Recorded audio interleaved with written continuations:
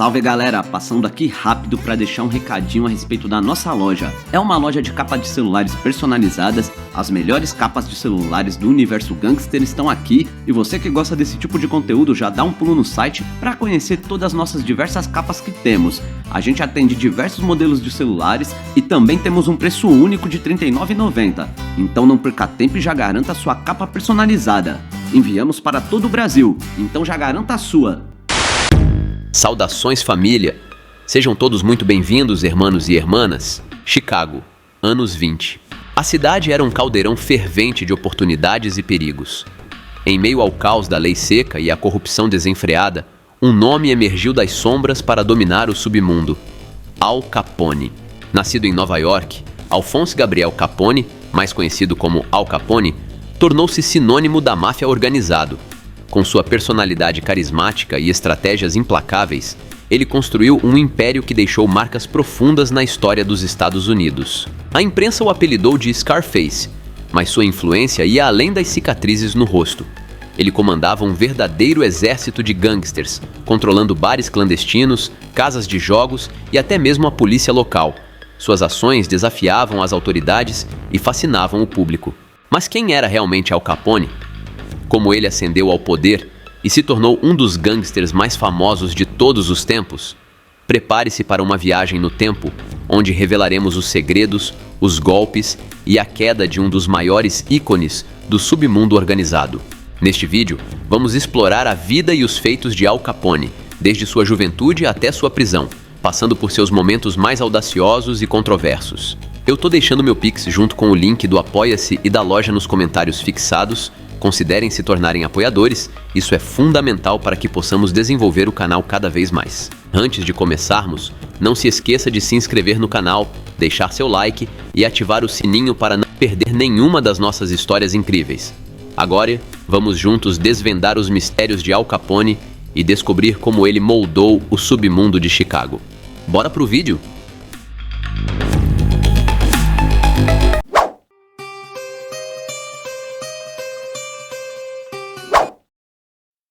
Por causa da imensa popularidade deste capítulo, a história que contaremos hoje está cheia de eventos e encontros que podem ser exagerados ou criados durante os quase 100 anos de seu reinado. Teremos o cuidado de apontar cada vez que rumores e fatos se tornarem difíceis de discernir um do outro. Joseph El Sapo Hoppe engoliu o último de seus pratos com ansiedade. Esta parecia ser a melhor refeição que já havia comido.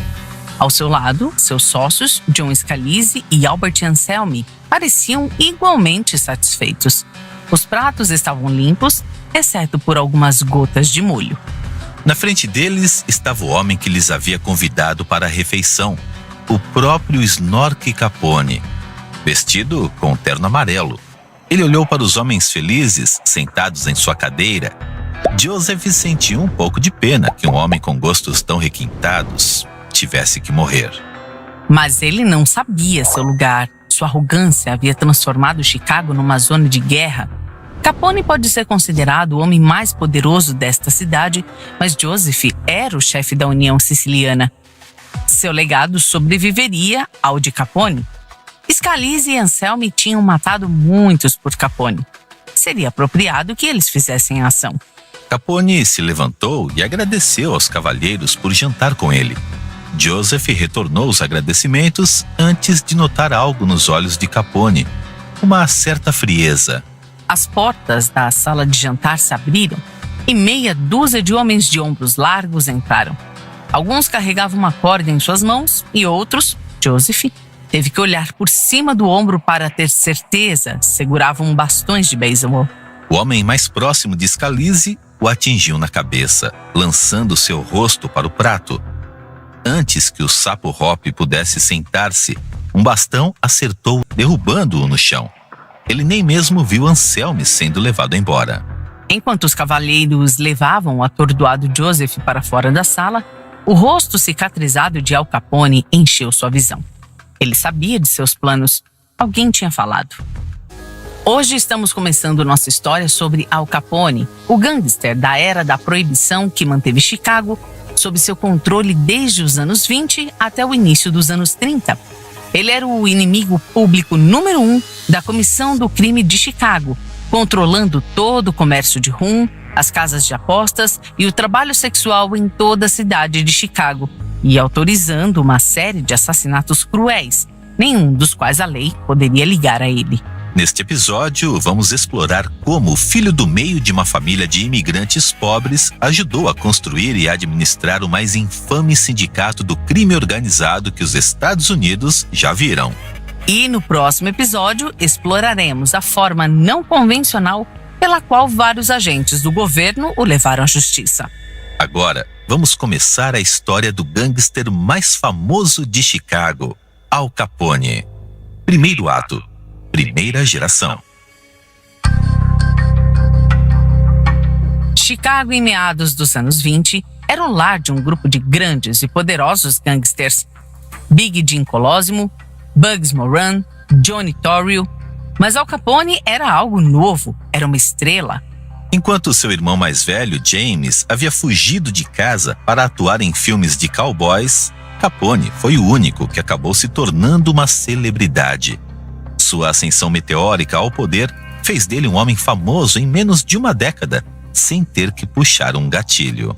No final de 1925, com 26 anos de idade, a jovem geração ítalo-americana tornou-se a única líder do maior império criminoso do país. O grupo de Chicago, que ele fundou com Johnny Torrio, era uma máquina de fazer dinheiro, ganhando cerca de 105 milhões de dólares por ano através do contrabando, bordéis, jogos de azar e chantagem. O próprio Capone alegou que a equipe tinha uma folha de pagamento semanal de 300 mil dólares, ou um pouco mais de 4 milhões de dólares hoje. Parte da genialidade da organização de Chicago era o quão labiríntica era a sua hierarquia, o que significa que mesmo mais de 80 anos depois, os historiadores não conhecem a extensão total de seus negócios. Mas Al Capone não queria apenas ser rico ou influente, ele queria ser amado. Enquanto a maioria de seus contemporâneos se contentavam em se abaixar e ganhar dinheiro tranquilamente, com bebidas alcoólicas, bordéis e narcóticos, Capone queria que o público soubesse seu nome. Toda vez que ele ia a um restaurante, dava uma gorjeta generosa e muitas vezes dava gratificações incríveis a entregadores de jornais ou engraxadores de sapatos. Todos queriam estar do seu lado. Em janeiro de 1927, repórteres de jornais de toda Chicago foram convidados para uma coletiva de imprensa exclusiva na casa de Al Capone. Isto foi muito irregular e causou muitos rumores. Capone não era um funcionário eleito. Por que queria falar com a imprensa? Quando os repórteres chegaram, eles ficaram surpresos quando Al Capone, ou melhor conhecido como Scarface, os cumprimentou na porta com chinelos e um avental rosa, acenando uma colher de madeira com molho de tomate. Ele os convidou e serviu a todos um banquete de espaguete feito por sua mãe Teresa. Enquanto os repórteres comiam e bebiam do vinho tinto que ele fornecia, Capone lhes dizia o quanto desprezava a violência das gangues que haviam tomado conta da cidade de Chicago. Afinal, ele era um homem de família, honesto e deplorava qualquer tipo de violência. Durante muito tempo depois, a alegação de que Al Capone era um homem amigável que não suportava a violência seria refletida em várias histórias sobre os assassinatos das gangues de Chicago da época. A relação de Al Capone com a mídia foi lendária. No auge de sua popularidade, foi dito que Capone poderia ter concorrido a prefeito de Chicago e vencido. Ele foi apresentado como uma figura semelhante a Robin Hood, um herói para o homem comum que tinha alcançado sua própria versão do sonho americano. Provavelmente estava envolvido no mercado ilegal de bebidas alcoólicas, mas era um homem de negócios honesto que só satisfazia uma demanda pública. Essa versão idealizada de Al Capone foi uma fachada elaborada. Além de contrabandistas, ladrões e bandidos, Capone tinha vários jornalistas em sua folha de pagamento. Para equilibrar os numerosos assassinatos de gangues, que os jornalistas mais críticos suspeitavam que ele tivesse cometido. Para os homens que o conheceram pessoalmente, Al Capone era um homem de família, encantador, inegavelmente generoso. E ainda assim, Foi difícil conciliar esta personalidade gentil com as dezenas de corpos sem vida que fizeram manchetes nos jornais nacionais da época. A conexão de Capone com o crime organizado era um segredo aberto, apesar da forte influência que tinha sobre sua imagem pública. E às vezes, de vez em quando, ele deixava escapar sua aparência jovial, revelando um temperamento violento. Se abordado de certa forma, Al Capone era conhecido por sua tremenda fúria. Por exemplo, ele odiava o apelido que o assombrava desde a adolescência, Scarface. E odiava qualquer um que o chamasse de italiano. Quando ele se ouvia descrito como tal, Capone respondia apenas com moderado desprezo: Eu não sou italiano. Eu nasci no Brooklyn. Esta recusa em identificar-se como italiano, apesar de sua associação exclusiva com gangsters italianos e ítalo-americanos, só faz sentido se você souber o quanto o jovem Al Capone lutou para se libertar de sua educação de imigrante em Nova York. Gabriel e Teresa Capone se mudaram da Itália para os Estados Unidos na virada do século XIX para o século XX, trazendo seus 3 filhos com eles.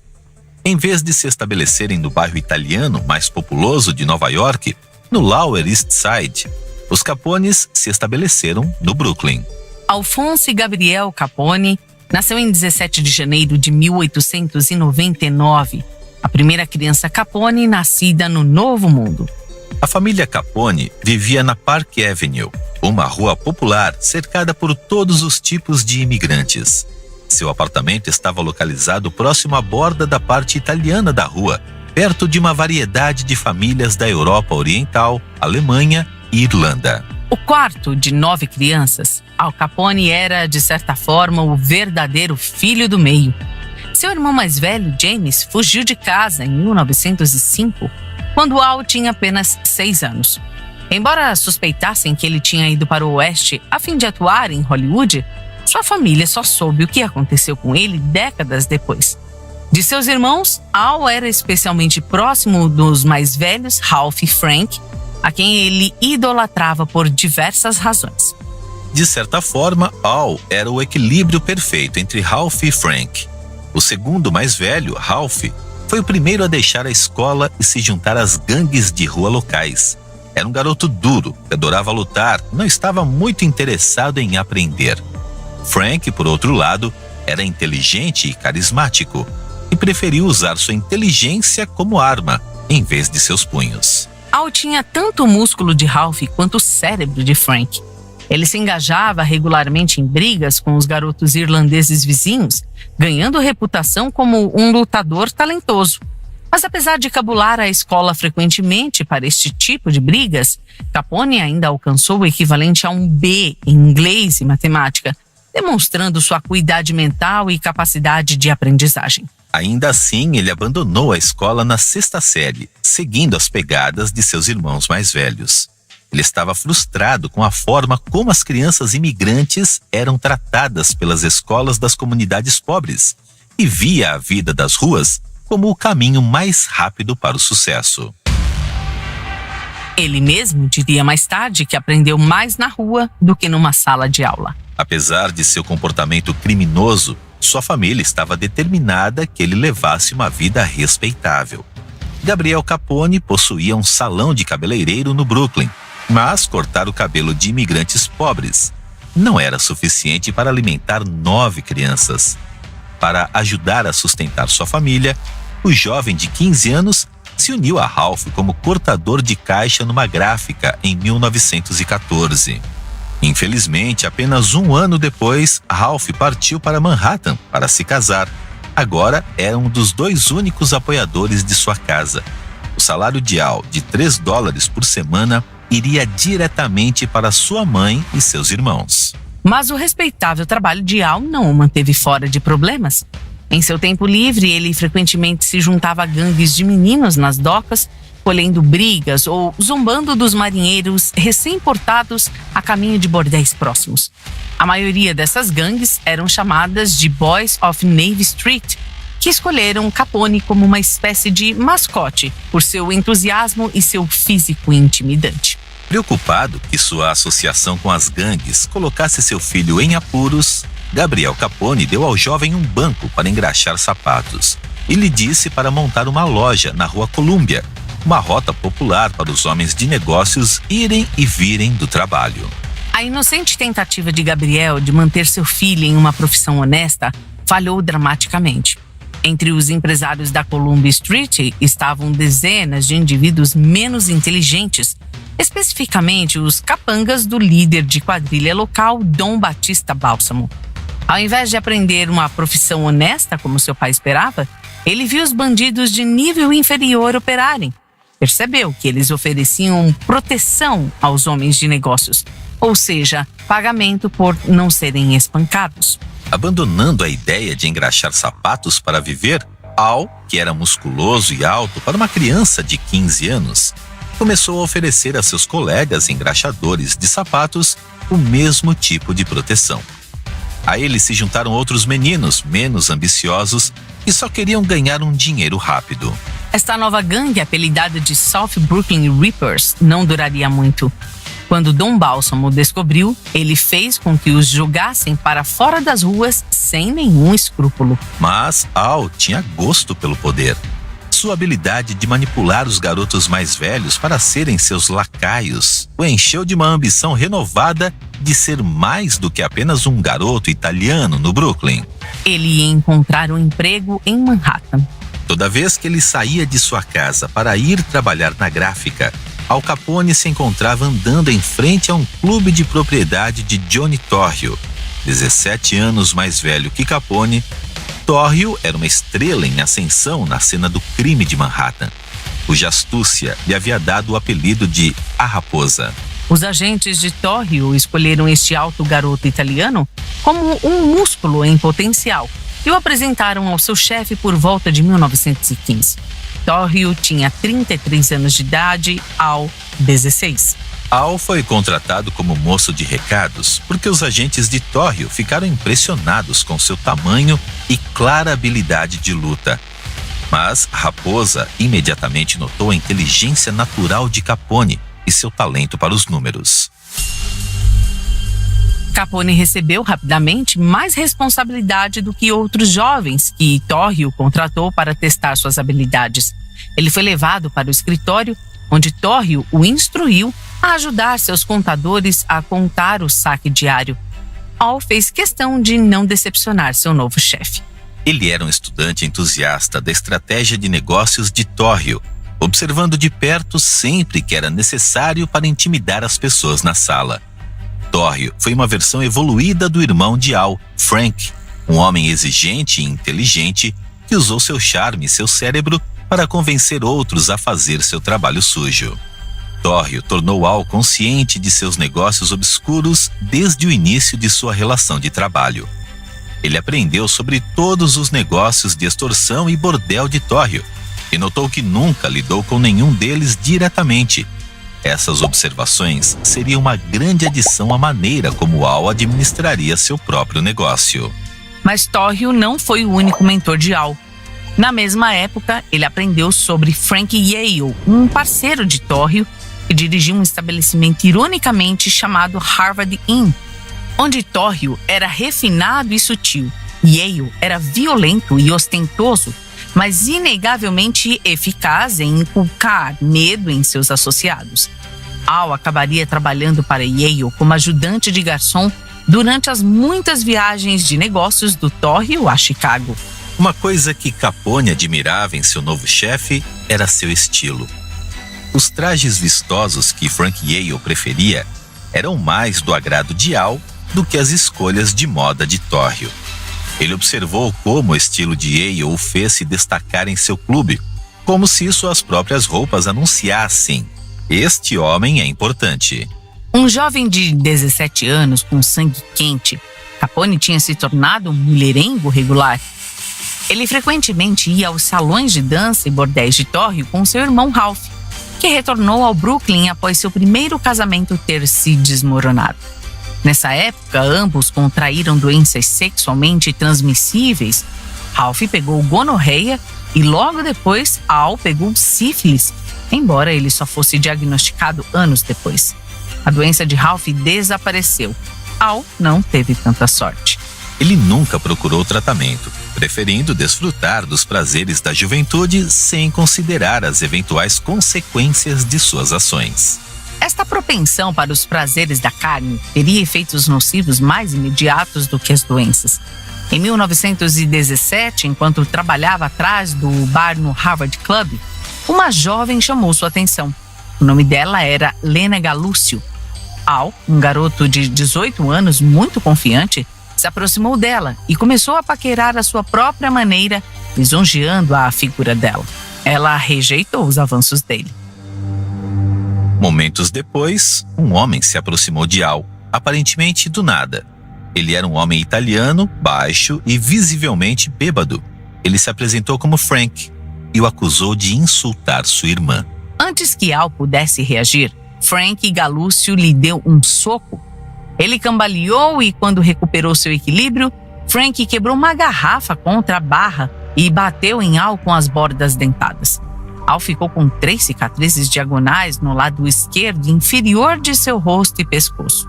O enlutado Al Capone nunca contaria esta história para ninguém, alegando que as cicatrizes eram uma velha ferida de guerra, mesmo que ele nunca tivesse lutado em nenhuma guerra. Os detalhes do que aconteceu se tornaram lenda. Alguns afirmaram que Galúcio bateu na cabeça dele com uma cadeira antes de apunhalá-lo 3 vezes. Outros afirmaram que foi apenas um golpe com uma garrafa quebrada. Independentemente da arma que a causou, esta ferida levaria ao apelido mais infame de Capone, que inclusive ele odiava: Scarface. Os guarda-costas logo acabaram com a luta. Frank Yale teve Al e Frank pedindo desculpas um ao outro. Al queria vingança, mas Yale o proibiu. Frank Galúcio era um agente de confiança para Yale e, portanto, estava fora do alcance de Al. Apesar desta humilhação, o status de Al Capone no submundo do Brooklyn estava em ascensão. Os cheques de seus vários empregos ajudaram sua família, e ele logo colocou seus olhos numa mulher que o fez esquecer tudo sobre Lena Galúcio, uma garota irlandesa chamada May Cowling. Seu relacionamento era bastante incomum na época. A educação de May era tão irlandesa quanto a italiana de Al, e ambas as famílias ficaram surpresas quando May deu à luz a um filho em 4 de dezembro de 1918. E ainda assim, eles se casariam 26 dias depois em St. Mary's Star of the Sea. Apesar da antipatia mútua de seus pais, eles permaneceram casados e a mãe de May permitiu que Al se mudasse com sua família. A carreira de Capone teria início em 1919. Ele começou a trabalhar para Torrio em tempo integral, saindo todas as noites para recolher dinheiro das casas de jogos, bordéis e clubes de Torrio. No que se tornaria um padrão ao longo de sua vida de casada, May ficou em casa e cuidou de seu filho. Albert Sonny Capone era uma criança doente. Al tinha passado sua sífilis para May e, por sua vez, ela a tinha passado para seu filho. Em algum momento, em 1919, Al Capone recebeu uma oferta de Johnny Torrio. Torrio tinha viajado muito ultimamente, gerenciando seus interesses tanto no Brooklyn quanto em Chicago. Agora, Torrio tinha uma oportunidade de negócios de ouro, graças ao Big Jim Colosimo, o homem conhecido como Diamond Jim. Jim Colosimo foi um dos chefes do crime mais influentes de Chicago. Sua rede de prostíbulos, casas de jogos e clubes corria por toda a cidade. Ele tinha acabado de fazer de Johnny Torrio seu braço direito. Juntos expandiram a influência de Colosimo e a asseguraram contra gangues rivais. Mas agora, com a proibição no horizonte, Torrio queria que Capone, de 20 anos, se juntasse a eles. Capone não hesitou. Prometendo a May que os traria em breve, Capone deixou sua esposa e filho no início dos anos 1920 e se dirigiu para o oeste para se juntar ao seu mentor em Chicago. Lá, Torrio o estabeleceu como guarda-costas em um clube conhecido como Fortunes, na 2222 South Wabash Avenue. O Fortunes era parte bar, parte salão de dança e parte bordel. Capone adorava beber, adorava dançar e adorava mulheres. Como um dos principais homens encarregados da segurança das prostitutas, Havia rumores de que ele testava frequentemente os produtos. Al era exatamente o que Torrio precisava em Chicago. Um homem cujo intelecto fosse igual ao seu, mas que não tivesse medo de sujar as mãos quando necessário. Mas em sua posição como executor e administrador, o homem de Al Capone não apareceria em nenhum documento oficial. Seus cartões de visita oficiais diziam Al Brown, vendedor de móveis de segunda mão. Além dos talentos habituais de Al, Torrio precisava de mais uma coisa dele: um confidente. Colosimo e Torrio tinham começado a se afastar e ele precisava de um braço direito em quem pudesse confiar e não ser traído pelo chefe. A fenda entre Torrio e Colosimo começou em janeiro de 1920, quando o Congresso aprovou a Lei Volstead, que proibia a venda e distribuição de álcool dentro dos Estados Unidos. Muitos criminosos da época, incluindo a rival Northside Gang, viram uma oportunidade de preencher uma necessidade que os negócios legítimos não mais proporcionavam. Torrio, sempre pensando no futuro, tentou convencer Jim Colosimo a entrar no jogo do contrabando. Mas Big Jim achou que era muito arriscado. Ele estava confortável com o seu comando do submundo de Chicago, tão confortável que ele não via necessidade de correr riscos desnecessários. Torrio ficou furioso com a miopia de Colosimo. Se ele não conseguisse se adaptar aos tempos, eles teriam que tirá-lo do caminho. Torrio confiou seu plano a Capone, que imediatamente concordou em ajudá-lo. Eles se aproximaram do antigo chefe de Capone, Frank Yale, com uma oferta. Eles o trariam para Chicago para um trabalho que seria bem adequado aos seus talentos. Em 11 de maio de 1920, Big Jim recebeu um telefonema de Torrio. Ele precisava de um carregamento de suprimentos para um de seus clubes, e Big Jim era o único que podia dar o ok. Embora fosse seu dia de folga, Jim relutantemente foi ao seu escritório para assinar a papelada. 15 minutos depois, ele saiu de seu escritório pela porta dos 4 duques. Ele não percebeu que o pistoleiro estava escondido perto de seu carro. Um par de tiros atingiu Colosimo na parte de trás da cabeça e ele caiu no pavimento, morto no local. O atirador já tinha desaparecido há muito tempo antes do corpo ser descoberto. O assassinato fez notícia nacional. A manchete do New York Times de 12 de maio de 1920 dizia: "O Colosimo morre na porta do restaurante. Pessoa do submundo de Chicago morta a tiros por desconhecido." O homem que tinha governado o submundo de Chicago por quase 2 décadas não existia mais. Mas a infraestrutura que ele estabeleceu permaneceu intacta. Como número 2 de Colosimo, Torrio estava no lugar perfeito para preencher o vácuo de energia. A morte de Colosimo abriu novas oportunidades aos olhos de Al Capone. Ele logo trouxe toda a sua família, esposa, filho, mãe e irmãos para Chicago. Ele comprou uma casa para 2 famílias na 7244 South Prairie Avenue e todo o clã Capone se mudou para lá. Seus irmãos Frank e Ralph foram colocados na folha de pagamento do Torrio como estrategista e aplicador, respectivamente. Al conhecia suas habilidades, então ele sabia exatamente como a equipe poderia usá-las. A casa na South Prairie Avenue era mais do que uma casa, era uma fortaleza. Capone se certificou de instalar barras de ferro nas janelas e reforçar a garagem com chapa de aço. Capone ainda não era famoso, mas com o crescente destaque de Johnny Torrio, ele sabia que seus dias nas sombras estavam contados.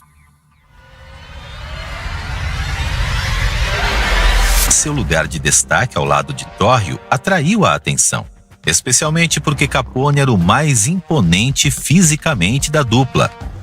Nessa época, ele havia adquirido um novo apelido, que ele preferia mais do que Scarface. Chamavam-no de Snorky Capone. Snorky era gíria para good seller nos anos 1920. Uma vez que ele deu o salto de guarda-costas para homem de negócios, adotou a moda ousada de Frank Yale, muitas vezes vestido de verde ou amarelo. Ele começou a usar pó facial para esconder as cicatrizes em sua bochecha esquerda. Seu acessório mais famoso, entretanto, era seu chapéu de feltro branco. Enquanto Capone impressionava sua família com seu renovado senso de estilo, Tórrio assumiu sem problemas todos os interesses comerciais de Colosimo. Os homens que trabalhavam com ele logo seriam saciados pelo influxo de dinheiro contrabandeado fornecido por seus novos patrões. Sob a liderança de Tórrio e Capone, este empreendimento criminoso ítalo-americano ficaria conhecido como a Equipe de Chicago. Tornou-se uma das organizações criminosas mais fortes de Chicago, juntamente com a quadrilha irlandesa Northside e os irmãos Gena, que representavam a máfia siciliana. Tanto Capone quanto Tórrio sabiam que seu trabalho estava apenas começando. O falecido Jim Colosimo estava certo sobre uma coisa: o contrabando era um negócio perigoso. Eles enfrentariam a concorrência de outros criminosos, assim como a lei. Matar Big Jim Colosimo em um ato tão dramático como este foi a tarefa mais simples para garantir o controle de Chicago. De 1921 a 1923, as três principais gangues de Chicago, a North Side Gang, os irmãos Gena e o recém-chamado Chicago Outfit, estavam paralisadas em torno do comércio de bebidas. Neste ponto, era apenas uma rivalidade comercial. Embora todas as partes envolvidas tivessem sangue em suas mãos, nenhuma tomou qualquer ação contra a outra. Por causa de sua herança italiana compartilhada, não havia nenhum desejo de rivalidade entre os irmãos Gena e o sindicato de Chicago. No entanto, a quadrilha do lado norte, sob Jim O'Banion, foi uma questão completamente diferente. O que Tórrio diferiu de O'Banion foi em sua estratégia. Tórrio se concentrou na expansão acima de tudo. Ele já tinha bordéis, salas de jogo e destilarias suficientes em Chicago. Então, ele começou a abrir operações nas cidades e subúrbios dos arredores. Tórrio raramente ficava em um lugar por muito tempo. Viajava frequentemente para fora da cidade com sua esposa, Anne. Essas férias serviram a dois propósitos: para evitar que o estresse de dirigir a União de Chicago afetasse seu casamento e para manter Tórrio fora do alcance dos assassinos rivais, caso a rivalidade entre gangues irrompesse em violência. Agora encarregado das operações diárias da organização, Al Capone mudou sua base de operações para o Hotel Hawthorne, no subúrbio de Cícero. Foi durante o tempo em Cícero que Capone começou a receber atenção pessoal dos jornais. John fundou um modesto jornal chamado Cícero Tribune, em parte para garantir que houvesse pelo menos um jornal local imune a subornos dos lacaios de Capone. Um dia, em 1924, St. John conheceu Ralph Capone enquanto voltava do trabalho para casa. Nem sequer tentou correr. Ao invés disso, ele ficou parado e esperou pela inevitável surra. Ralph Capone o venceu repetidamente, usando uma das armas favoritas da equipe de Chicago, uma barra de sabão dentro de uma meia. Quando eles saíram, o repórter já tinha hematomas pesados e ossos quebrados. Ele foi internado em um hospital próximo. Depois de sua recuperação, quando Robert St. John tentou pagar suas contas médicas, o hospital recusou seu dinheiro. Eles lhe disseram que já haviam sido pagos por um homem generoso com um chapéu branco com 3 cicatrizes no rosto. Uma das principais razões pelas quais Capone recebeu tanta atenção em Cícero foi por causa de sua óbvia interferência na política local. A organização de Capone promoveu uma lista de candidatos locais e estaduais para as próximas eleições primárias em 1º de abril de 1924. Capone colocou seu irmão Frank na tarefa de influenciar a opinião pública em relação aos seus candidatos do Partido Republicano. Para combater a imprensa negativa da Cícero Tribune, os Capones fundaram seu próprio jornal, o Cícero Life, e se tornou o porta-voz da Capone durante toda a campanha. O dia das eleições foi um dia de corrupção impiedosa e flagrante. Os capangas de Capone, liderados por Frank, observavam as urnas, inspecionando cada cédula antes de ser lançada. Muitos trabalhadores eleitorais democráticos foram intimidados ou espancados para impedi-los de fazer seu trabalho. Durante o dia, notícias desta manipulação descarada chegaram ao prefeito de Chicago, que enviou um grupo de cerca de 70 policiais para restaurar uma eleição justa. Eles não eram policiais uniformizados, mas policiais de roupas à paisana, dirigindo sedãs pretos sem marca. Frank Capone estava atravessando a rua quando viu este comboio de carros pretos vindo em sua direção. O irmão Capone, que geralmente é de cabeça fria, ficou alarmado com isso. Estes eram os mesmos carros usados pelos capangas do álcool, mas todos os seus estavam ocupados nas urnas do município. Possivelmente, temendo a invasão de outra gangue, Frank pegou sua arma. Os carros pararam na frente dele. Ao ver seu movimento repentino, os policiais saíram de seus carros e abriram fogo. Frank Capone não podia nem mesmo tocar sua arma antes que um granizo de balas passasse por suas roupas. Já estava morto antes de chegar na calçada. Quando Al soube, ficou furioso com seus lacaios pela crueldade total da polícia. Usando o pseudônimo Al Brown, ele tomou a palavra para testemunhar sobre o tiroteio. Al alegou que Frank era um cidadão cumpridor da lei e não possuía uma arma. O tiroteio foi declarado um homicídio justificável e nenhum dos oficiais foi acusado de crime. Foram necessários todos os poderes de persuasão de Torrio para impedir que Capone se vingasse sangrentamente dos policiais responsáveis. Mas a fúria de Capone escondeu um sentimento mais profundo: a dor. Se havia uma coisa que importava para um assassino cruel como Capone, era sua família.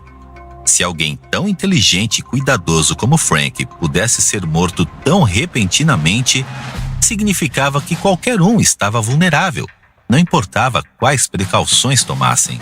A única maneira de garantir a segurança de sua família era ter poder absoluto.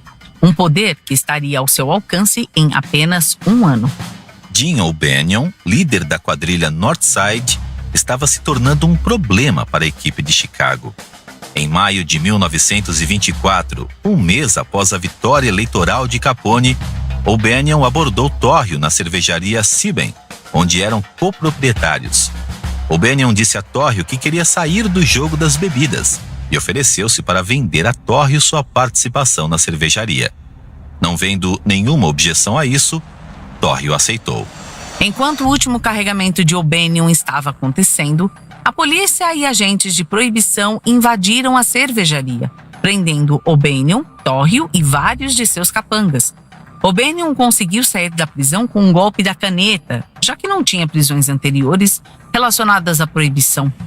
Torrio, por outro lado, teve que pagar a fiança para ele e seus homens. Ele tinha perdido cerca de $500 mil e ia à cervejaria. Quando O'Banion se recusou a pagá-lo, Torrio percebeu que ele havia sido enganado. O'Banion tinha organizado a incursão, ou pelo menos tirado proveito de seu conhecimento anterior sobre ela.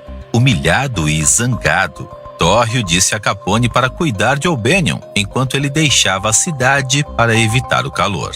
Capone mais uma vez se aproximou de seu ex-chefe, Frank Yale.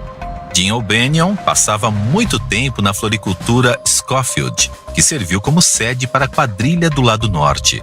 Sob o pretexto de querer um arranjo funerário, Frank Yale visitou esta loja várias vezes e falou com O'Banion sobre os arranjos.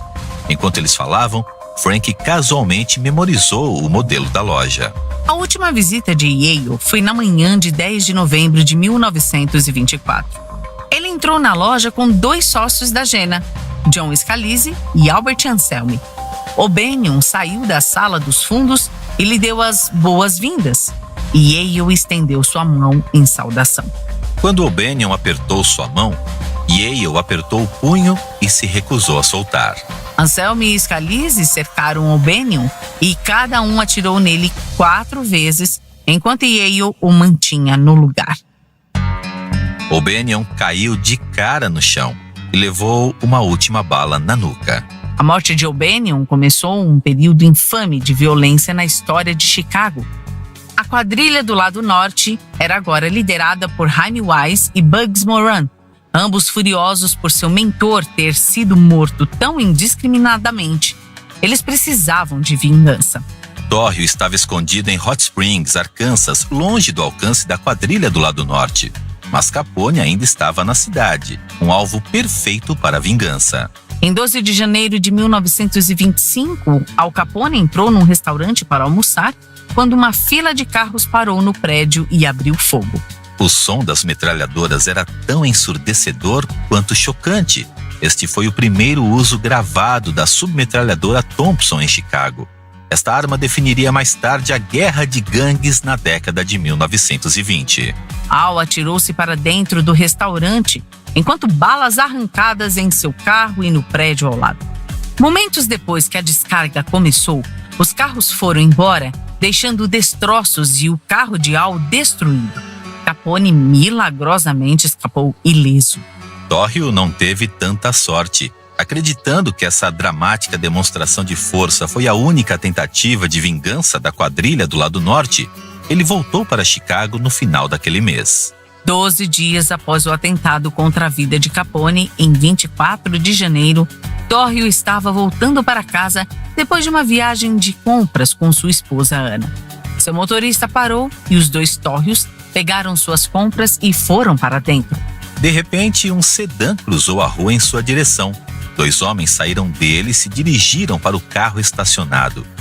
Torrio os reconheceu instantaneamente, Jaime Wise e Bugs Moran. Os 2 homens tiraram espingardas e pistolas de seus casacos. Eles dispararam suas armas em Torrio enquanto se aproximavam. Os tiros quebraram o vidro de seu carro, enchendo sua carcaça de aço com buracos. Torrio foi ferido em vários lugares, incluindo sua mandíbula, pulmões e abdômen.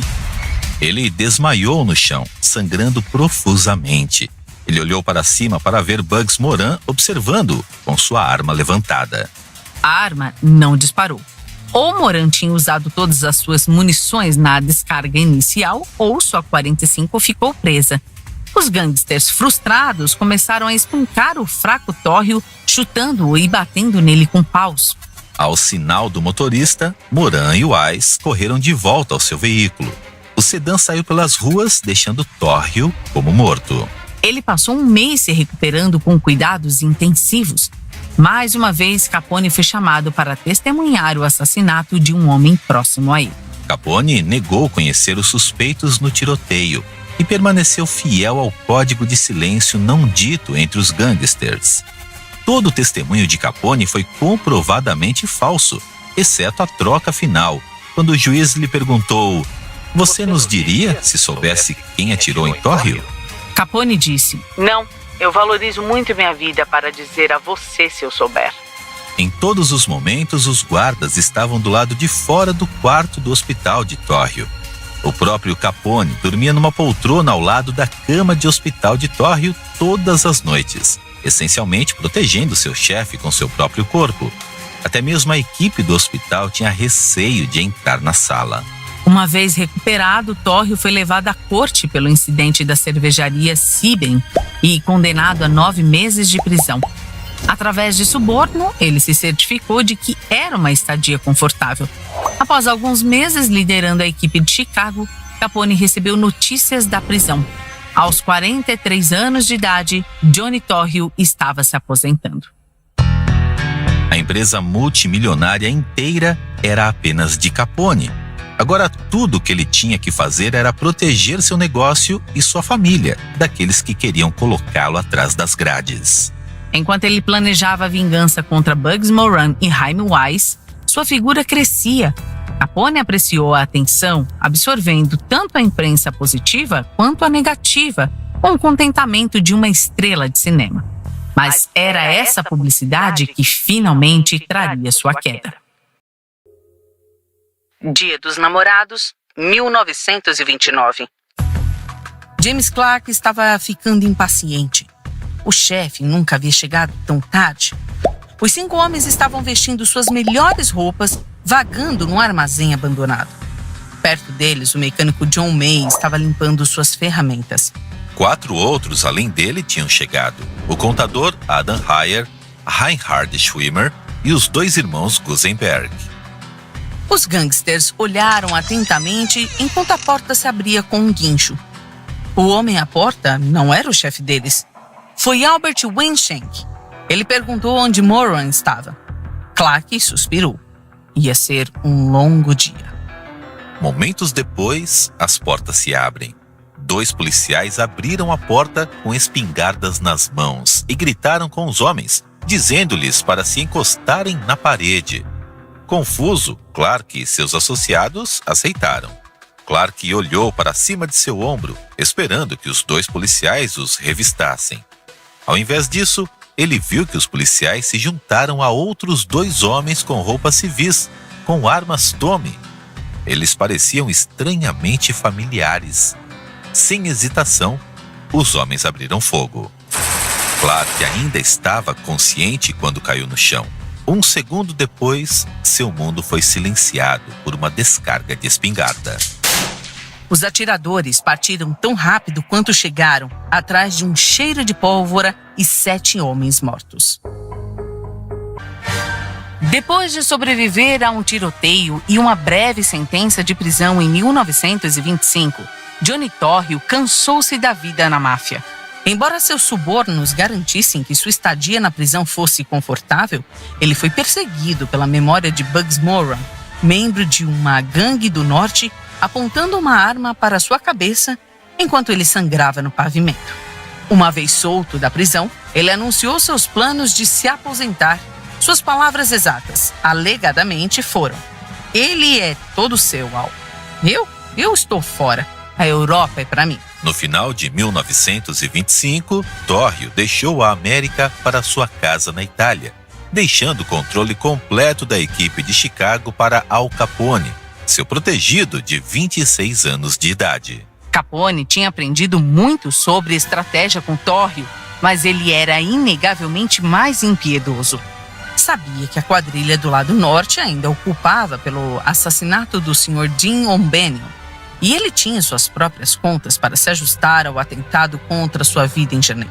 Tanto ele quanto o líder da gangue do lado norte, Jaime Wise, estavam ansiosos por vingança. A ascensão de Capone começou um dos períodos mais violentos da história de Chicago. Assassinatos de gangues pontilharam as primeiras páginas de 1926 a 1929, todos eles especulando sobre qual gangue estava envolvida nos assassinatos de outras gangues. A guerra de gangues começou com um ataque dramático ao quartel-general do Al Capone no Hotel Hilton, em Cícero, ordenado por Wise.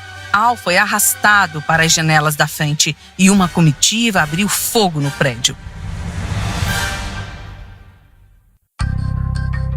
Provavelmente, eles esvaziaram 1000 balas para a frente do hotel antes de acelerar.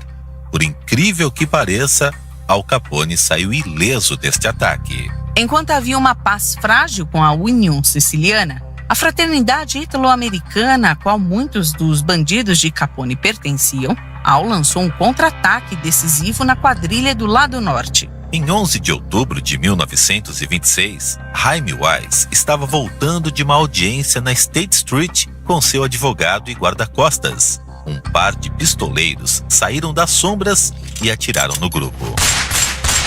Jaime Wise morreu na hora. Com o Wise morto, Bugs Moran tornou-se o único líder da gangue do lado norte. Ele era um homem muito mais cauteloso do que Wise e, portanto, mais difícil para Capone de capturar com a guarda baixa. Capone, enquanto isso, tomou medidas drásticas para garantir sua própria segurança. Seu carro foi equipado com chapa de aço e vidro à prova de balas, protegendo-o dos tiros que quase o mataram enquanto trabalhava para Torrio. Após o primeiro ataque, o Hotel Hilton tornou-se sua fortaleza habitual. Cada entrada era vigiada. Capone contratou um chefe particular para se proteger de envenenamento, e até mesmo a parte de trás de sua cadeira era a prova de balas. Onde quer que fosse, ele era ladeado por 8 guarda-costas, referidos em seu perfil de Nova York como uma fortaleza de carne de parede dupla. Capone tomou todas as precauções para estar a salvo do tipo de ataque que matou seu irmão Frank 2 anos antes.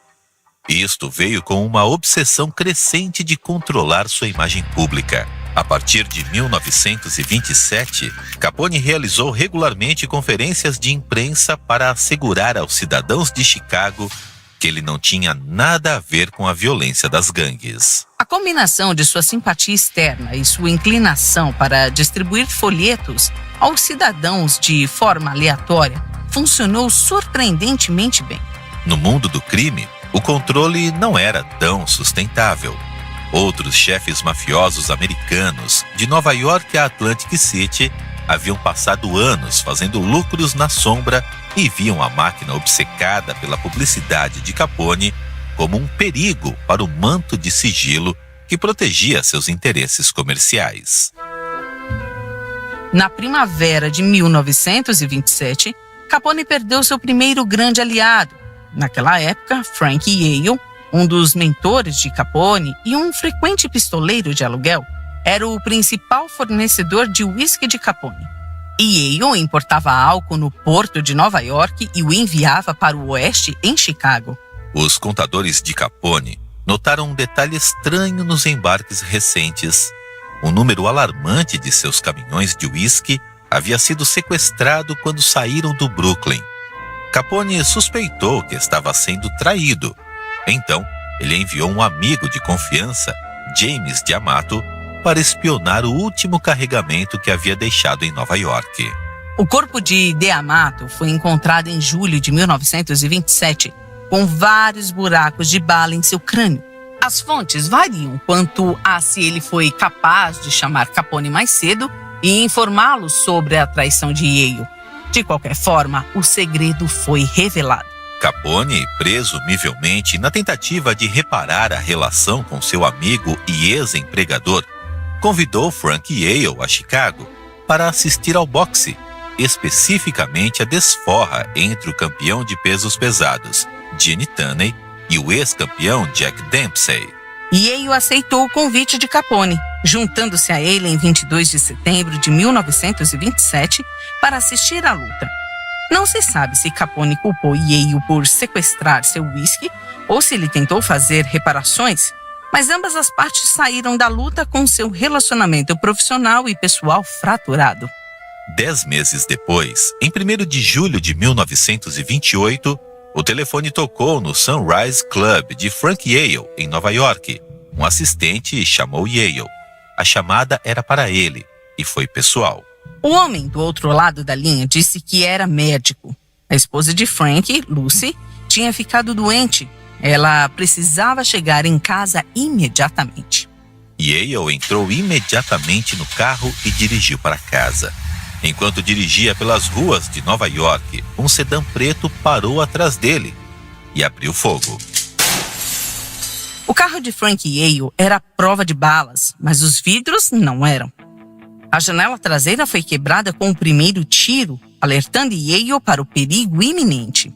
Ele acelerou, tentando escapar de seus assaltantes. O veículo perseguidor se aproximou do carro de Yale e soltou um segundo tiro através dos vidros laterais.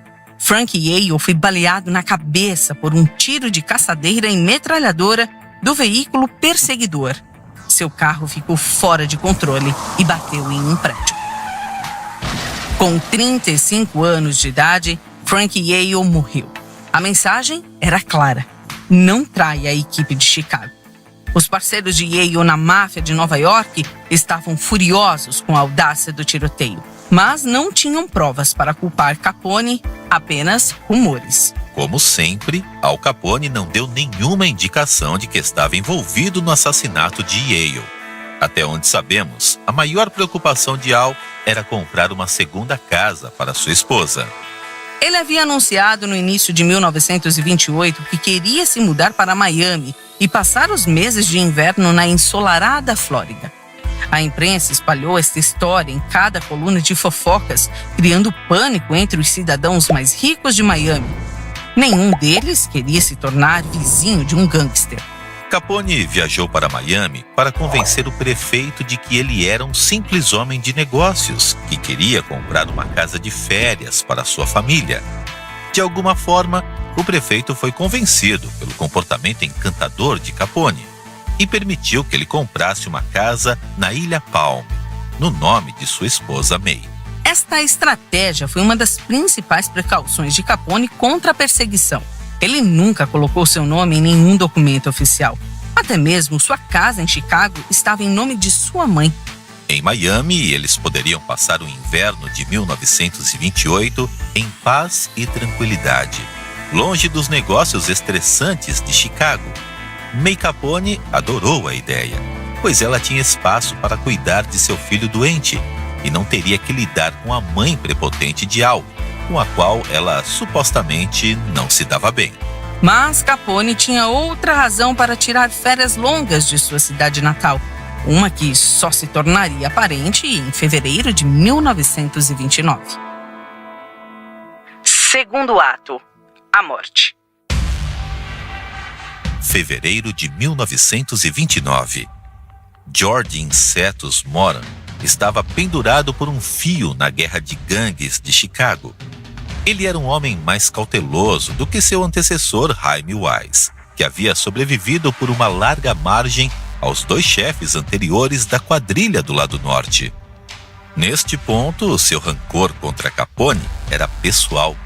Além dos assassinatos pelos quais Moran culpou Capone, Moran ficou publicamente enojado com a vontade de Al de se envolver no comércio sexual, algo ao qual, como católico, ele se opôs com veemência. Mas, mesmo acreditando que tinha maior autoridade moral, Moran sabia que estava perdendo esta luta. Após a morte de Wise em 1926, ele sabia que Capone tinha pintado um alvo em suas costas. A sede de Moran estava sob constante vigilância dos homens de Capone, e ele estava perdendo território rapidamente. Em 14 de fevereiro de 1929, 7 membros do bando Northside se reuniram na 2212 North Clark Street, incluindo Albert Kachelek, o segundo em comando de Moran, que também se chamava James Clark.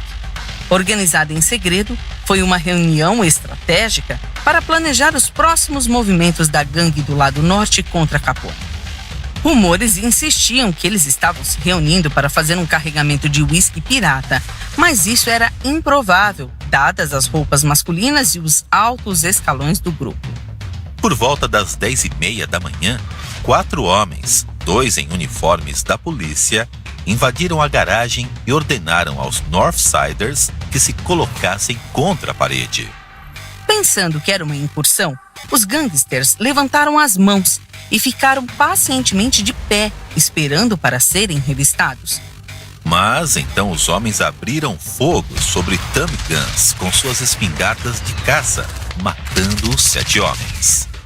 Quando a polícia real apareceu, os pistoleiros já tinham ido embora.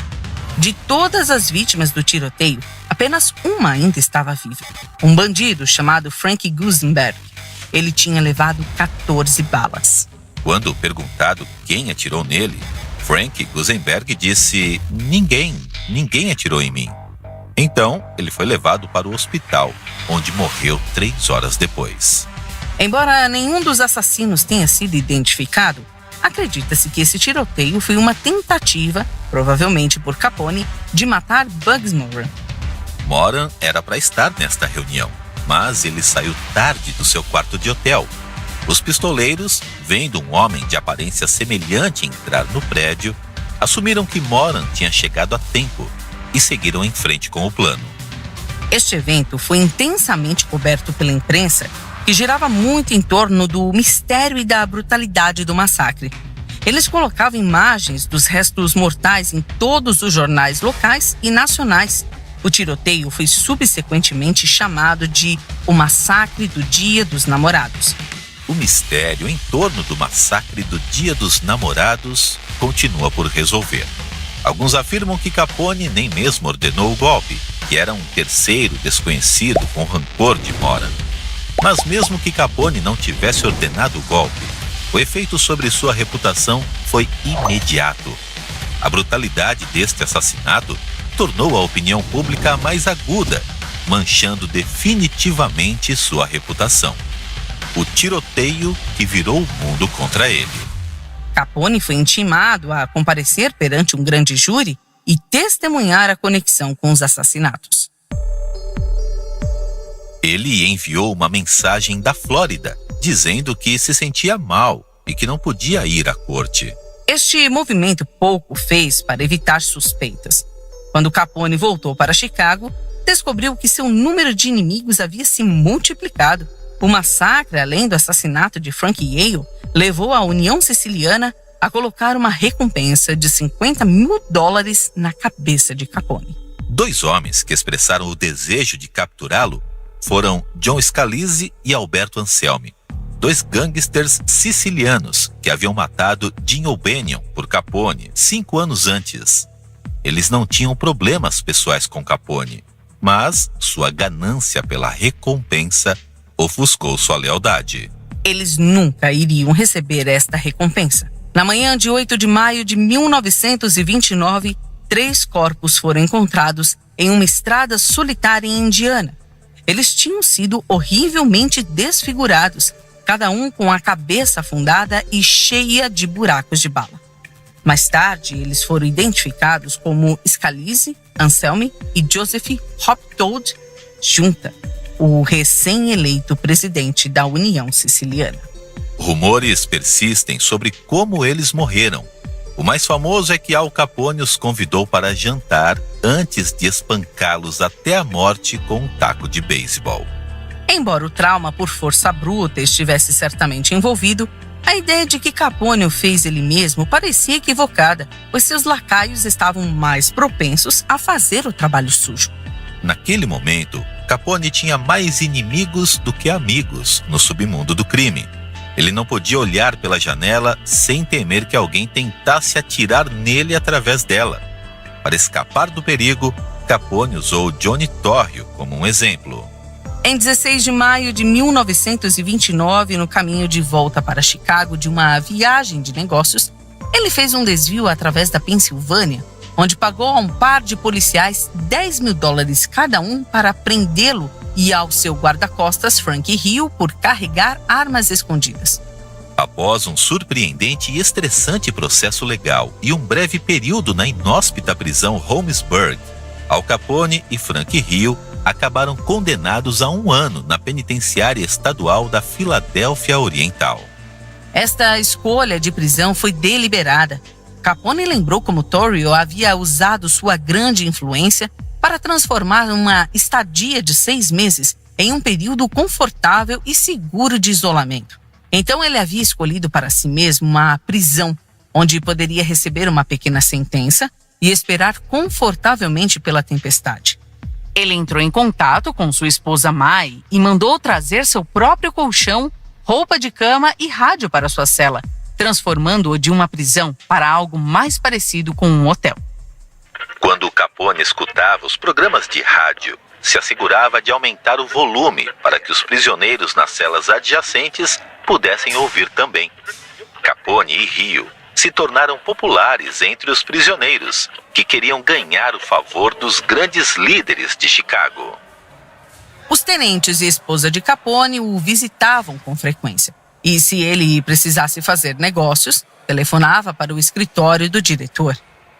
Enquanto isso, Johnny Torrio saiu da aposentadoria brevemente para liderar a equipe de Chicago no lugar de Capone, tendo retornado aos Estados Unidos no início daquele ano para escapar da ascensão do fascismo na Itália.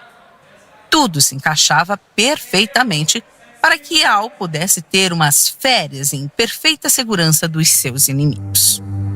Terceiro ato. E impostos. Mas Capone não deveria ter ficado olhando apenas para os pagamentos das gangues.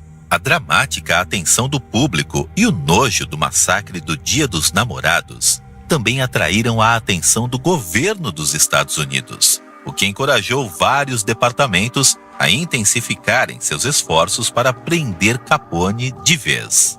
Os agentes da proibição tentaram interromper as operações comerciais de Capone nos anos 1920. Mas não importava quantas destilarias eles destruíam, eles não podiam culpar Capone por nenhuma das violações da proibição. A falta de uma trilha documentada entre Capone e todos os negócios que possuía tornou impossível a construção de um caso contra ele. Capone foi simplesmente muito cuidadoso. Ou, pelo menos, Al era. Havia outro Capone que não era tão cuidadoso. o irmão mais velho de Al, Ralph. O agente Frank J. Wilson, da Receita Federal, acreditava que havia provas suficientes para enviar Ralph Capone para a cadeia por não pagar impostos. Wilson alegou que Ralph não pagava 1 centavo de impostos há 5 anos e ainda assim continuou a se gabar da riqueza, um anel de diamantes que ele usava, carros caros que dirigia e as frequentes festas luxuosas que ele fazia para seus amigos. Embora Al também fosse culpado de muitas das despesas extravagantes, ele sempre pagou impostos de propriedade e impostos domésticos e não tinha nenhuma ligação direta com a organização, nem mesmo contas bancárias para registrar. Ralph, por outro lado, tinha várias contas bancárias em seu nome. Ralph foi indiciado em outubro de 1929 e foi acusado de $5.000 em impostos federais não pagos, o equivalente a mais de $74.000 hoje. Ralph se recusou a pagar, dizendo ao IRS que não tinha renda e, portanto, não devia nenhum imposto. Para piorar a situação, ele alegou estar falido e que não poderia pagar os $5.000 mesmo que quisesse pagar. Ralph Capone foi rapidamente auditado, revelando mais de $25.000 em uma de suas contas bancárias pessoais. Mais tarde, ele foi acusado de tentar defraudar o governo dos Estados Unidos. Isto deu ao FBI a segurança necessária para autorizar escutas telefônicas em todos os telefones da família Capone. O homem que fez este pedido foi Elliot Ness, chefe de uma unidade de agentes de proibição conhecida como os Intocáveis, nomeada por sua recusa em aceitar subornos. Ness era quase tão hábil em publicidade quanto Al Capone era em agir na frente da imprensa como um cruzado anticorrupção em Chicago. Mas seu trabalho teve pouco a ver com as acusações contra o irmão mais velho de Capone. O julgamento de Ralph Capone foi marcado para maio de 1930, 2 meses após Al ter sido libertado da prisão. E ainda assim, quando o governo se aproximou do irmão mais velho de Capone, os maiores inimigos de Al eram um grupo de homens que nenhum deles conhecia. Eram conhecidos como os 6 Rastejantes. Os 6 Rastejantes eram um grupo de indivíduos ricos de Chicago que ficaram fartos do controle de Capone sobre a cidade.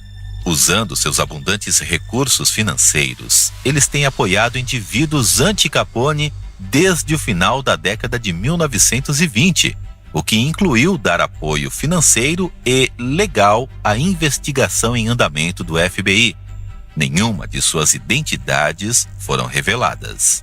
Em seu muito discutido e exagerado relato de sua batalha contra Capone, Elliot Ness escreveu: estes 6 homens jogaram com suas vidas, desarmados, para conseguir o que 3.000 policiais e 300 agentes proibicionistas haviam falhado miseravelmente em conseguir. A liquidação de um grupo criminoso que pagou em dólares aos gananciosos e matou os incorruptíveis. De qualquer forma, quando suas férias na penitenciária estadual do leste terminaram, ele se sentiu mais do que pronto para enfrentar os desafios que Chicago tinha reservado para ele. Em 17 de março de 1930, dia de São Patrício, centenas de repórteres da Filadélfia se reuniram fora da penitenciária do estado do leste para assistir à saída do famigerado Scarface. Para surpresa deles, o diretor saiu da prisão sozinho. A pedido de Capone, o diretor o contrabandeou na noite anterior. O diretor disse aos repórteres reunidos: "Nós colocamos uma bala no olho deles." O grandalhão se foi. Capone retornou a Chicago para descobrir que a Comissão do Crime de Chicago o havia nomeado inimigo público número 1. Esta designação não o mudou, mas o que mudou foi o escrutínio que sua família sofreu em sua ausência. 4º ato: Intocável.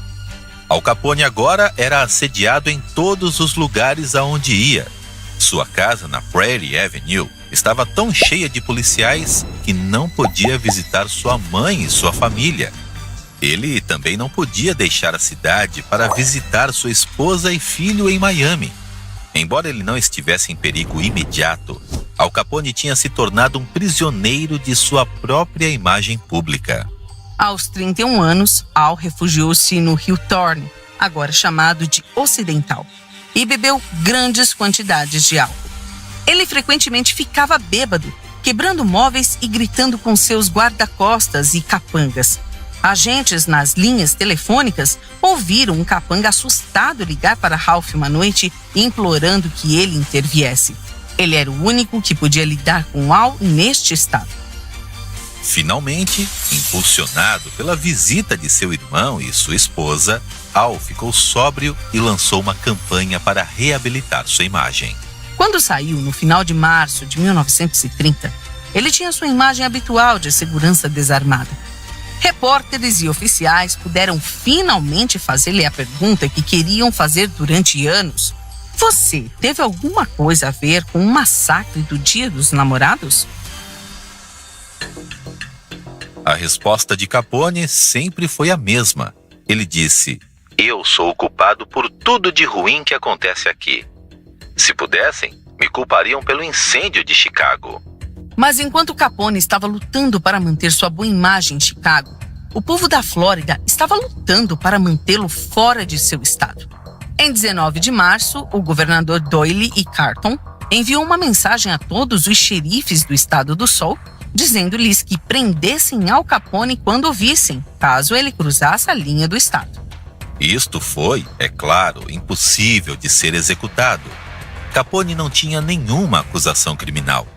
Os advogados de Capone em Miami se opuseram a esta decisão e um juiz federal relutantemente concordou, dizendo que os Estados Unidos eram um país de leis, não de opinião popular. Embora Al tenha sido justificado por esta decisão, seu irmão não se saiu tão bem. Em maio de 1930, tanto Ralph Capone quanto o tenente de confiança de Al, Frank Nitti, foram acusados de evasão fiscal e condenados a passar um tempo na prisão de Leavenworth. Isto deu ao oficial Wilson a confiança que ele precisava para começar a perseguir Al Capone diretamente. Se eles pudessem reunir provas suficientes, poderiam colocá-lo atrás das grades com seus dois parceiros. Mas o maior desafio do FBI era provar que Al estava ganhando dinheiro. Al ainda não tinha nada em seu nome, nenhuma conta bancária, nenhuma propriedade, nenhum negócio. Ele pagou tudo em dinheiro e os livros da organização usaram linguagens codificadas para se referir a ele. Os contadores tinham sido treinados para usar medidas de segurança duplicadas e até triplas para manter os registros indecifráveis. A divisão foi salva por Ed O'Hare, um contador da organização de Chicago que os ajudou a quebrar os códigos, mas mesmo assim não havia referências diretas a Capone nos livros de contabilidade. Mais uma vez, seguindo o conselho de Torrio, Capone contratou um renomado advogado tributarista chamado Lawrence P. Mattingly. Mattingly sugeriu que se Al pudesse admitir que tinha tido alguma renda tributável no passado, ele poderia escapar com apenas uma multa. Mattingly, apesar de ter sido um advogado tributarista de sucesso, acabou sendo um advogado criminal muito pobre. No outono de 1930, enquanto Al estava na Flórida se planejando sobre como pagar a folha de pagamento da organização, uma vez que a proibição terminou, Mattingly enviou uma carta ao escritório alegando que a renda de Capone para 1925 e 1926 não excedeu $40 mil e que seus ganhos para 1928 e 1929 não excederam $100 mil. Mattingly prefaciou esta informação dizendo que ele não tinha procurado informações adicionais de seu cliente. Esperava secretamente que esta carta fosse suficiente para incorrer em uma multa e libertar Capone de uma investigação criminal. Para falar sem rodeios, foi uma jogada terrível. As declarações de Mattingly sobre a renda de Capone confirmaram inadvertidamente que ele tinha alguma conexão com uma organização ilícita e que tinha recebido uma renda significativa daquela organização. Esta carta se tornaria a primeira munição que o FBI usaria para capturar Al Capone. Quinto ato. Isso é o que me fez. Quando Al Capone apareceu em um tribunal de Chicago em 25 de fevereiro de 1931, não foi por seus muitos crimes, nem pelo caso que a Receita Federal estava construindo, mas para responder por desacato ao tribunal. 2 anos antes, ele havia afirmado que estava muito doente para comparecer perante um júri após o massacre do Dia dos Namorados, uma alegação que o tribunal achou conveniente demais para deixar passar. Enquanto Capone colocava toda a sua energia para provar que ele estava muito doente para ir à corte em março de 1929, agentes federais o empurraram por todo lado. O agente Wilson tinha encontrado um livro de contabilidade com as iniciais de Al nele. Esta evidência, como a condenação de Ralph, foi suficiente para sustentar a investigação. Os registros de Capone podem ter sido difíceis de entender, mas foram fáceis de serem comparados a encontrar alguém para testemunhar contra ele no tribunal. Todos em Chicago admiravam muito Capone para testemunhar ou tinham muito medo dele para arriscar falar. Mas as contínuas tentativas das forças policiais mudaram lentamente a percepção do público sobre Capone. O especialista em publicidade Eliot Ness intensificou sua campanha para pegar Capone, destruindo suas destilarias e tirando fotos com os bens confiscados, o que lhe deu a sensação de que Capone não era mais tão poderoso. Esta pode ter sido a maior contribuição de Eliot Ness para a investigação. Wilson, por outro lado, trabalhou em segredo, procurando por um homem que ele achava que poderia ser uma testemunha-chave, Fred Rice, que tinha trabalhado como caixa em um dos muitos estabelecimentos de jogo da organização. Wilson aprendeu uma coisa sobre Rice que lhe deu esperança. Rice tinha um medo mortal de insetos. Quando os agentes do FBI capturaram Rice em São Luís, eles foram instruídos a não levá-lo para uma prisão tradicional, mas para uma cela de detenção projetada especificamente para ele. A cela tinha sido provida com um colchão mofado e cheio de insetos. Após 4 dias de vida com baratas, percevejos e outros insetos, Rice implorou para ser solto. Ele lhes diria qualquer coisa. O escritório havia conseguido sua principal testemunha. E a hora era certa, pois o outro julgamento de Capone estava chegando ao fim. Al Capone foi absolvido por desrespeito ao tribunal apenas para se encontrar diante de outra acusação em 5 de julho de 1931. Um grande júri o acusou de 24 acusações de evasão fiscal. 5 anos após herdar o império criminoso de Johnny Torrio, Al Capone deveria ser julgado, não pelas centenas de assassinatos que ordenou, mas pelo descumprimento do pagamento de impostos. O julgamento foi um fiasco desde o início. As ruas ao redor do tribunal estavam cheias de pessoas que queriam ver o infame e agora famoso gangster em isolamento. Inicialmente, Al fez um acordo com o promotor e se declararia culpado, pagaria a multa de $10.000 e cumpriria 2 anos e meio em Leavenworth com Ralph Init. Um jovem de 32 anos pode se dar ao luxo de perder alguns anos para se livrar do governo.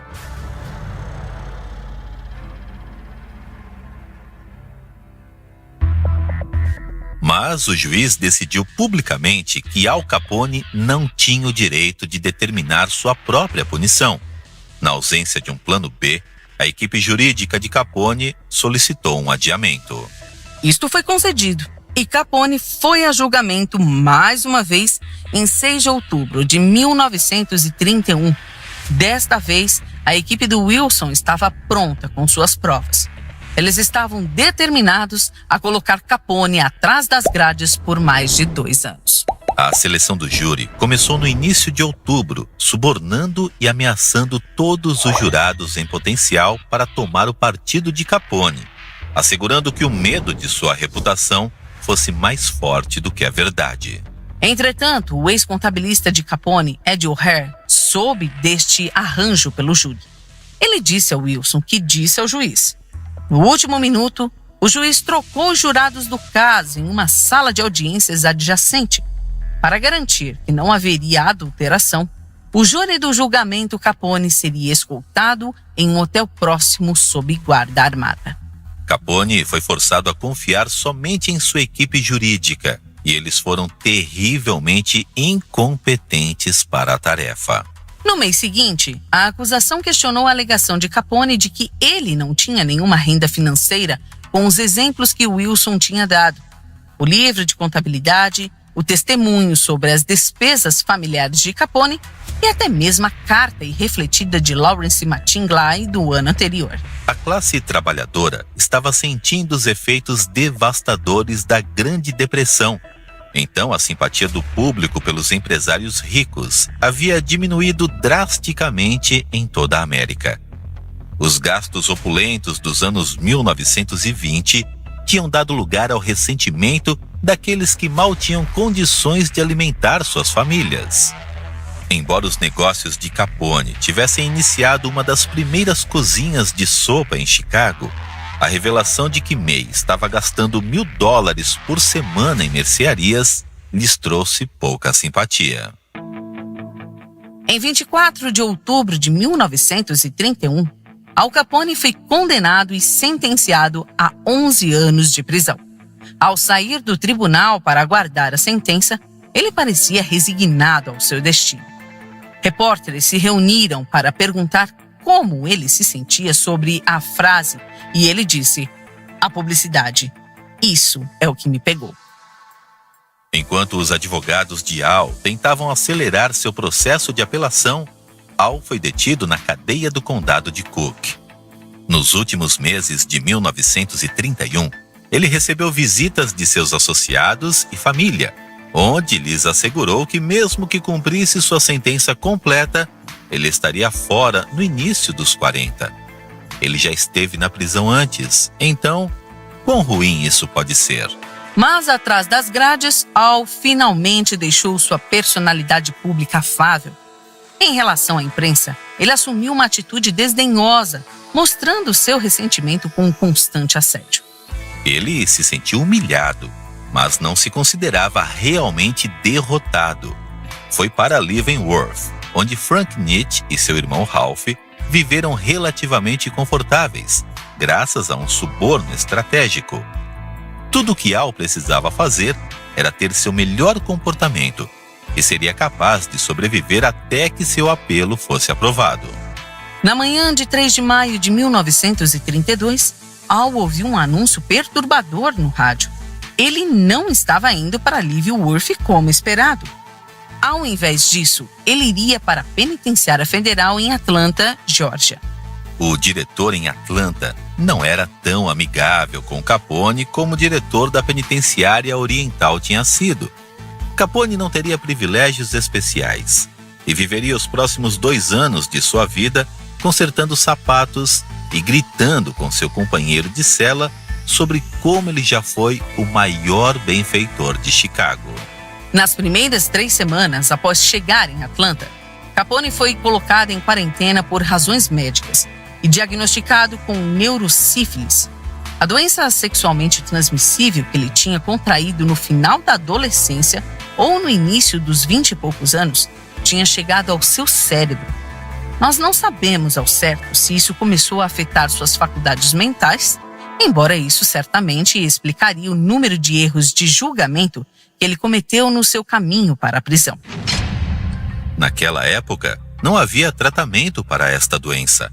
Al Capone, que uma vez havia esperado uma vida completa após a prisão, enfrentou as consequências mortais de sua juventude despreocupada. Sua mente estava se deteriorando e muitas vezes parecia confusa, e ele caminhava com um andar instável. O fim estava chegando muito mais lento e doloroso do que teria sido se um de seus rivais tivesse colocado uma bala em sua cabeça em 1929. Mas Atlanta não foi uma experiência terrivelmente dolorosa para Capone. Ele não gostava dos luxos que tinha experimentado na Filadélfia, mas a maioria de seus colegas de equipe entendeu que Al Capone não deveria ser prejudicado. Mesmo diminuída e na prisão, a reputação de Capone era uma força a ser considerada. Seu tempo em Atlanta chegou a um fim abrupto no início de 1934. Al escreveu calmamente para sua esposa Mae, expressando que sua maior preocupação, uma vez que ele mudou de prisão, foi que ela teria dificuldade em visitá-lo. Em 18 de agosto, Capone e outros 52 prisioneiros foram carregados em um trem e enviados para o oeste. O destino deles? A recém-adquirida Penitenciária Federal em Alcatraz, uma ilha rochosa na Baía de São Francisco. Al Capone adquiriu um último apelido durante seu tempo na rocha: Prisioneiro 85. Se Atlanta foi um golpe para Capone, Alcatraz foi ainda pior. Ele estava preso em uma ilha com os piores criminosos da América. A maioria de seus companheiros de prisão tinha sentenças que variavam de 25 anos à prisão perpétua. Então, os 9 anos restantes de Al pareciam relativamente poucos em comparação. A temível reputação que tinha protegido Al em Atlanta se dissipou completamente quando ele chegou a Alcatraz. Os presos viram seu desejo de bom comportamento como um sinal de que Capone tinha perdido sua coluna vertebral. Ele se tornaria um alvo diário de abuso verbal e físico. De acordo com alguns, por causa de sua reputação e sentença relativamente curta, Al Capone era o homem mais odiado em Alcatraz. Ele manteve sua cabeça baixa, circulando entre vários trabalhos, incluindo lavanderia, sapataria e biblioteca. A biblioteca era sua favorita, pois ele gostava de uma leitura pacífica, longe de seus pares violentos. Ralph Capone, que havia sido libertado de Leavenworth em 1933, recebeu várias cartas descrevendo em grande detalhe como outros prisioneiros conspiraram para matar seu irmão. Mas a única tentativa verificada em sua vida não viria antes de 23 de junho de 1936. Al Capone estava em um estado lamentável neste momento. Ele tinha perdido 22 quilos, a maioria de seu cabelo, e tinha várias feridas abertas em seu rosto devido ao avanço da sífilis. Enquanto trabalhava em seu turno na lavanderia, o prisioneiro 224, um homem chamado James Lucas, pulou em Capone, apunhalando-o com uma tesoura. Al foi levado para o hospital prisional em estado de choque, com facadas superficiais em suas mãos e abdômen. Durante o ataque, um pedaço da tesoura quebrou-se e ficou embutido em seu polegar esquerdo. A remoção desta peça exigiu que Capone ficasse no hospital por 3 dias. Quando ele voltou da ala médica, ele só foi recebido com zombarias e insultos, reforçando o quanto seus companheiros prisioneiros não eram simpáticos à sua dor. A solidão tinha atingido Capone com mais força do que qualquer uma de suas punições em Alcatraz.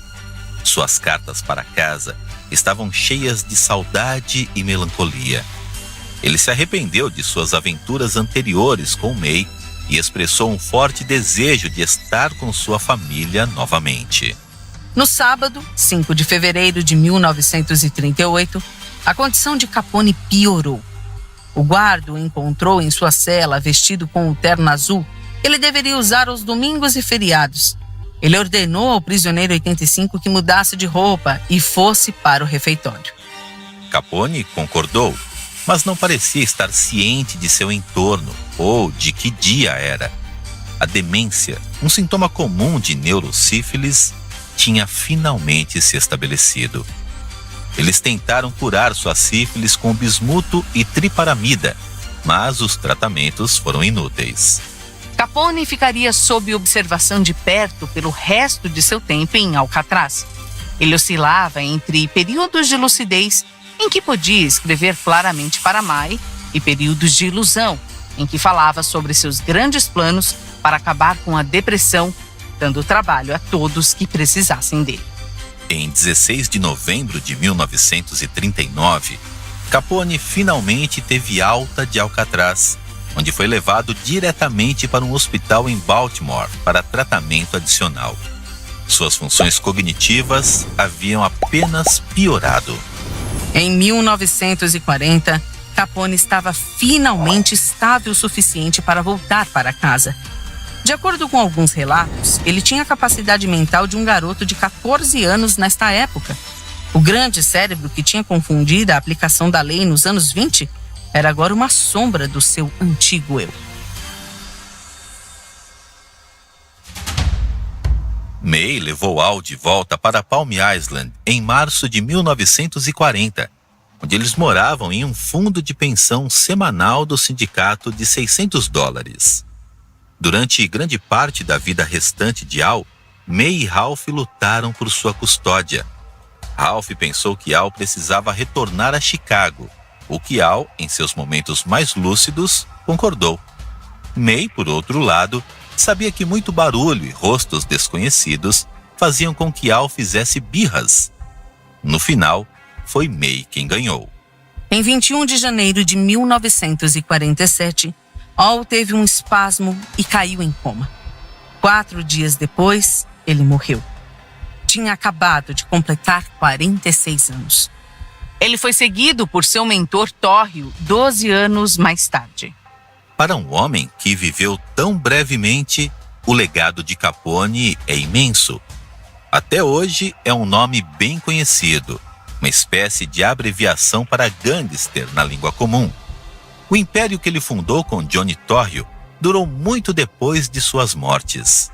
Há rumores de que ainda está ativo, embora a atenção pública que Capone atraiu durante grande parte de sua carreira tenha sido abandonada há muito tempo por seus sucessores.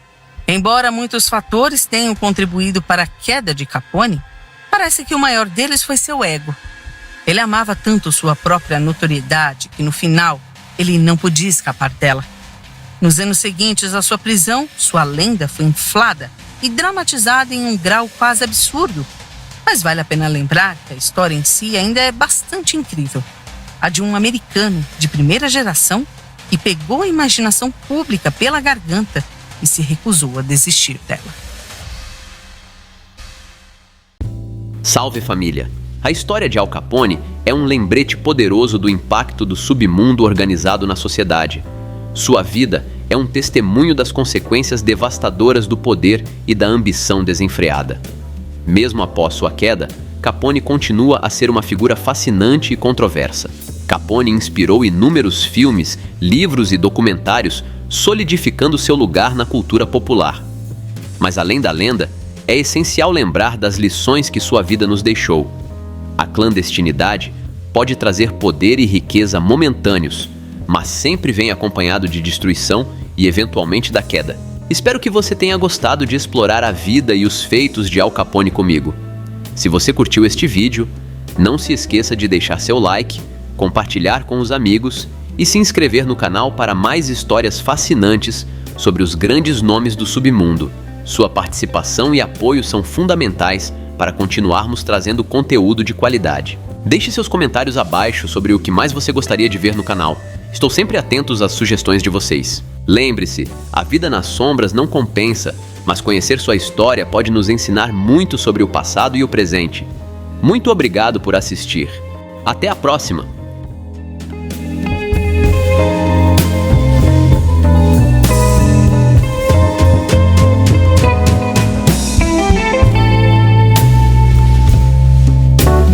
Salve família! Se você acompanha e gosta do meu trabalho, eu preciso muito da ajuda de vocês. Dá um pulo lá no Apoia-se e se torne um de nossos investigadores daqui do canal. Valeu família!